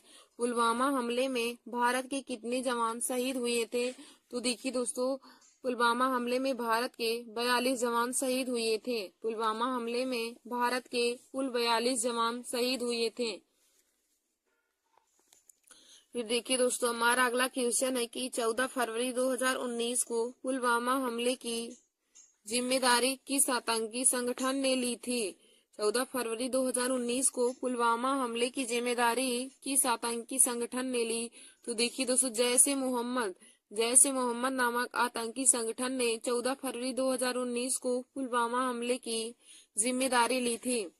14 फरवरी 2019 को पुलवामा हमले की जिम्मेदारी किस आतंकी संगठन ने ली? तो देखिए दोस्तों, जैश ए मोहम्मद नामक आतंकी संगठन ने 14 फरवरी 2019 को पुलवामा हमले की जिम्मेदारी ली थी।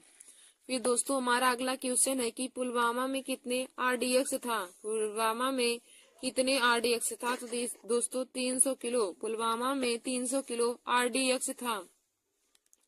फिर हमारा अगला क्वेश्चन कहा है कि पुलवामा हमले में राजस्थान के कितने जवान शहीद हुए थे? पुलवामा हमले में राजस्थान के कितने जवान शहीद हुए थे? तो देखिए दोस्तों, पुलवामा हमले में राजस्थान के कुल 3 जवान शहीद हुए थे। पुलवामा हमले में राजस्थान के कितने जवान शहीद हुए थे? तो पुलवामा हमले में राजस्थान के कुल 3 जवान शहीद हुए थे। फिर हमारा अगला क्वेश्चन है कि पुलवामा किसके लिए जाना जाता है? तो देखिए दोस्तों, पुलवामा चावल उत्पादन के लिए जाना जाता है। पुलवामा जो है, जहाँ जिसका नाम है जिस जगह का, तो वहाँ पे चावल उत्पादन किया जाता है। तो देखिए दोस्तों, जब भी पूछे कि पुलवामा हमले में राजस्थान के कितने जवान शहीद हुए थे, तो आप बताएंगे पुलवामा हमले में राजस्थान के कुल 3 जवान शहीद हुए थे। और यदि पूछे कि पुलवामा हमले में भारत के कितने जवान शहीद हुए थे, तो आप बताएंगे कि पुलवामा हमले में भारत के 42 जवान शहीद हुए थे। फिर दोस्तों, हमारा अगला क्वेश्चन है कि पुलवामा हमला किस देश में हुआ था? पुलवामा हमला किस देश में हुआ था? तो देखिए दोस्तों, पुलवामा हमला पाकिस्तान देश में हुआ था। और यदि पूछे कि पुलवामा हमला किस राज्य में हुआ था, तो जम्मू कश्मीर राज्य में हुआ था और पाकिस्तान देश में हुआ था। देखिए दोस्तों, पुलवामा हमला किस देश में हुआ था? तो पुलवामा हमला पाकिस्तान देश में हुआ। और यदि पूछे कि पुलवामा हमला किस राज्य में हुआ था, तो आप बताएंगे जम्मू कश्मीर राज्य में। फिर देखिए दोस्तों, हमारा अगला क्वेश्चन है कि 14 फरवरी को ब्लैक डे क्यों मनाते हैं? 14 फरवरी को ब्लैक डे क्यों मनाते हैं? तो देखिए दोस्तों, 14 फरवरी को भारत में ब्लैक डे इसलिए मनाते हैं क्योंकि इसी दिन ही क्रूर पुलवामा हमला हुआ था, जिसके कारण यह भारत के लिए ब्लैक डे के नाम पर ही माना जाता है। देखिए दोस्तों, 14 फरवरी को ब्लैक डे इसलिए मनाते हैं क्योंकि इसी दिन ही क्रूर पुलवामा हमला हुआ था, जिसके कारण भारत देश के लिए यह ब्लैक डे के नाम से जाना जाता है। फिर देखिए दोस्तों, हमारा अगला क्वेश्चन है कि पुलवामा आतंकी हमले के बाद भारत द्वारा कब पाकिस्तान पर एयर स्ट्राइक की गई? पुलवामा आतंकी हमले के बाद भारत द्वारा कब पाकिस्तान पर एयर स्ट्राइक की गई? तो देखिए दोस्तों, 26 फरवरी 2019 ईस्वी को पुलवामा आतंकी हमले के बाद भारत द्वारा पाकिस्तान पर एयर स्ट्राइक की गई। फिर हमारा अगला क्वेश्चन है कि भारत की किस सेना द्वारा पाकिस्तान पर एयर स्ट्राइक की गई थी? भारत की किस सेना के द्वारा पाकिस्तान पर एयर स्ट्राइक की गई? तो देखिए दोस्तों, वायु सेना के द्वारा यानी कि इंडियन एयर फोर्स के द्वारा भारत की भारत की वायुसेना के द्वारा पाकिस्तान पर एयर स्ट्राइक की गई थी। फिर दोस्तों हमारा देखिए अगला क्वेश्चन है कि भारत द्वारा पाकिस्तान के किस शहर पर एयर स्ट्राइक की गई थी। भारत द्वारा पाकिस्तान के किस शहर पर एयर स्ट्राइक की गई थी। तो देखिए दोस्तों भारत द्वारा पाकिस्तान के बालाकोट नामक शहर पर एयर स्ट्राइक की गई थी। और देखिए दोस्तों पुलवामा हमले के जब भारत ने पाकिस्तान पर एयर स्ट्राइक की थी तो उन्होंने मिराज 2000 लड़ाकू विमान का उपयोग किया था। मिराज 2000 नामक लड़ाकू विमान का उपयोग किया था। तो देखिए दोस्तों यही क्वेश्चन हमारा पुलवामा हमला से संबंधित है। और पुलवामा हमला से संबंधित यही क्वेश्चन कंपटीशन की परीक्षाओं में पूछे जाते हैं। तो दोस्तों आप लोग इसे अपनी कॉपी में जरूर नोट कर लीजिए और इसे याद कर लीजिएगा। देखिए दोस्तों एसएससी जीडी के पेपर में भी इससे संबंधित क्वेश्चन पूछा जाएगा।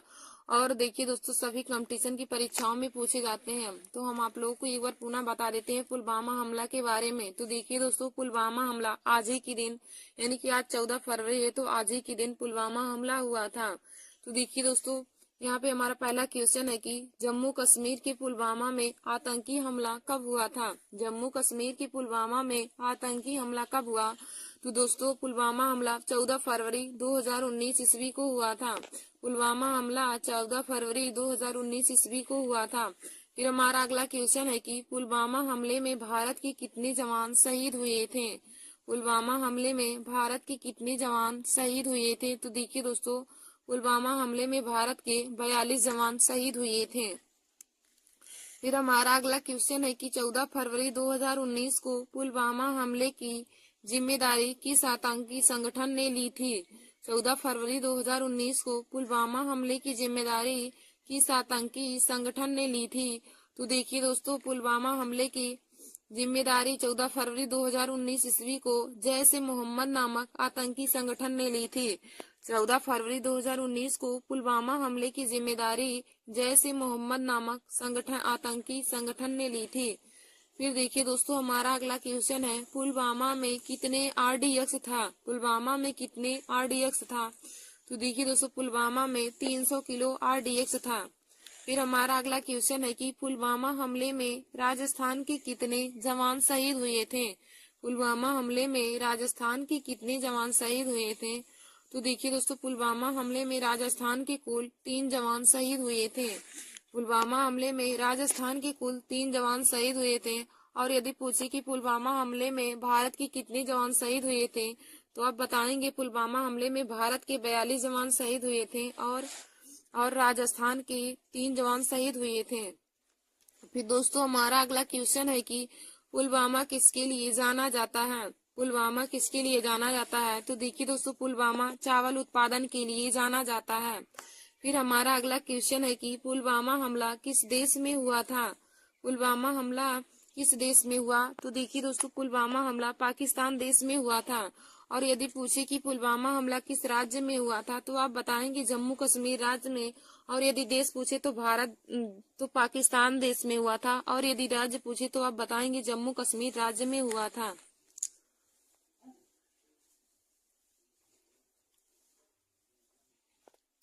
फिर देखिए दोस्तों हमारा अगला क्वेश्चन है कि 14 फरवरी को ब्लैक डे क्यों मनाते हैं। 14 फरवरी को ब्लैक डे क्यों मनाते हैं।